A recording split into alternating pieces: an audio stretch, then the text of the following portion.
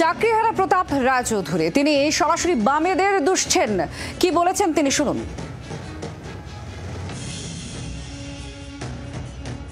আমাদের একটাই রাস্তা আছে, আমাদের মৃত্যুর রাস্তা। যে মৃত্যুর রাস্তা এ রাজ্যের বিরোধী দল দেখছে, এ রাজ্যের যারা সিপিএমে আছে ওই বিকাশ রঞ্জন ভট্টাচার্য অ্যান্ড কোম্পানি, ফিরদৌস শামীম, হ্যাঁ, যারা এই পুরো প্যানেলটা বাতিল চেয়েছিল, তারা কিন্তু খুব ভালোভাবেই জানে সবাই অযোগ্য নয়, আবার সবাই যোগ্যও নয়।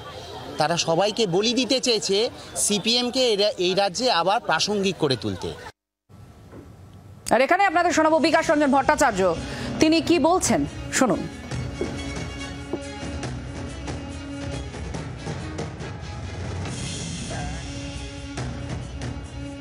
কিছু আম পচা থাকে, তখন প্রাকৃতিক কারণে সবাইকেই পচা বলে বাতিল করতে হয়। কে যোগ্য কে অযোগ্য এটা নির্ণয় করার পদ্ধতি কোথায়? ওরা তো আপ্রাণ চেষ্টা করেছিলেন, ওরা তো কোটি কোটি টাকা খরচা করে আইনজীবী দিয়েছেন যাতে ওরা নিজেদের যোগ্যতার নিরীক্ষা প্রমাণ করতে পারেন। দুর্ভাগ্যজনকভাবে পারেননি। ওদের বোঝা উচিত যে একটা প্রসেস যখন টেইন্টেড হয়ে যায়, একটা করাপ্ট যখন প্রসেস হয়, তার জন্মটাই যদি একটা দুর্নীতির মধ্য দিয়ে হয়, সেক্ষেত্রে কে ভালো কে মন্দ হয় বাছাই করা যায় না। এটা আমাকে গাল দিয়ে তো লাভ নেই। আইনটা তো দেশের ঊর্ধ্বে রাখতে হবে, ভারতবর্ষের সংবিধানটাকে তো মর্যাদা দিতে হবে। চাকরি পেয়েছেন 25,000, বঞ্চিত হয়েছেন 2.5 লক্ষ।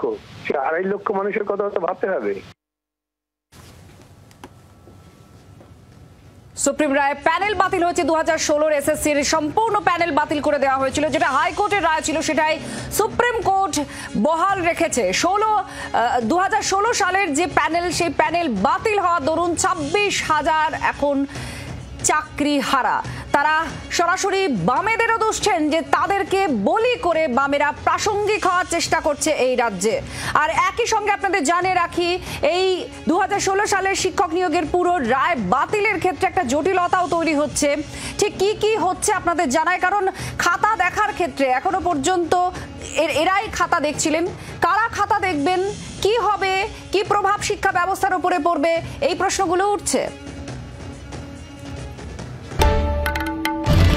বাংলার আওয়াজ, বাঙালির আবেগ, জি 24 ঘন্টা।